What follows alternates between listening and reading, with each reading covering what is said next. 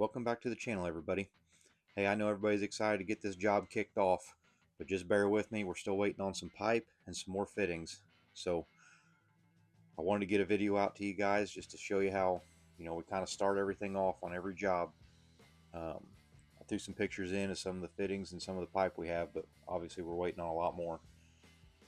I backed the camper into the camping spot the other day, got everything set up. My level on the side of the camper is broken, so I have to use a level sitting on the floor inside the camper. It works pretty good.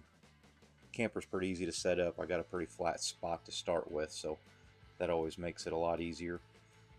My battery, I think I mentioned in one of the previous videos, the battery's dead in my camper, so I had to plug it in to even get the landing gear to go up and down and basically get the camper set up. But it all went pretty good.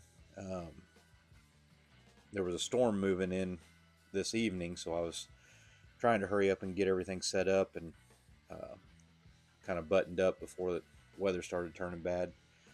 So I didn't really stop and talk too much during the setup of the camper, but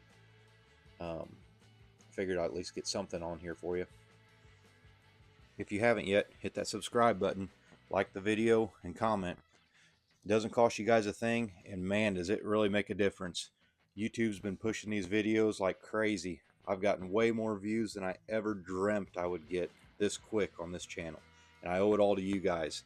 Thank you very much, and I really appreciate it.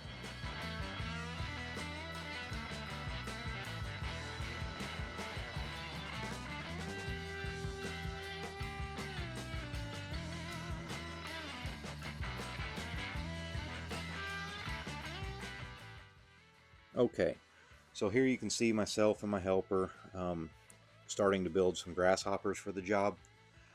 We always try to start out with, I don't know, half a dozen or so grasshoppers. That way, whatever welder we hire in, or multiple welders obviously on this one, if they show up without a grasshopper, then they have one, because doing what we do, you're going to have one for tie-ins or just welding on pipe or whatever. So try to have some on hand. I'll show some pictures of how a grasshopper works and some of the specific things we make sure of.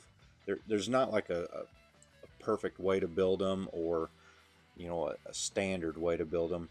They just have to work. But there's a couple things on them that have to be a certain way in order for them to work the way they need to weld and pipe. So I'll show a picture of that. Specifically, one of the main things I always see that people forget about or just don't worry about is the length of the metal that comes down to touch the bevel or the weld. Most of the time, you don't need it to be very long, and you can get away with just a short piece of metal there. But we typically try to make them 6 inches long, so that whenever you have a KC clamp or a cage clamp or any clamp, basically it'll reach over top of the clamp and ground to the weld or the bevel.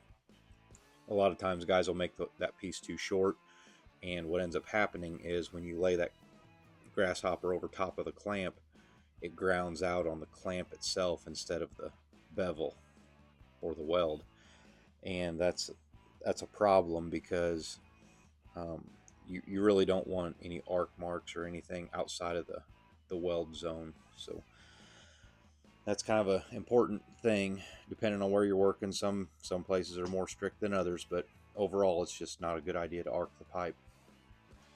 But here we are. They're, like I said, they're pretty simple things. You just throw them together and there's nothing special about them, but you got to have them.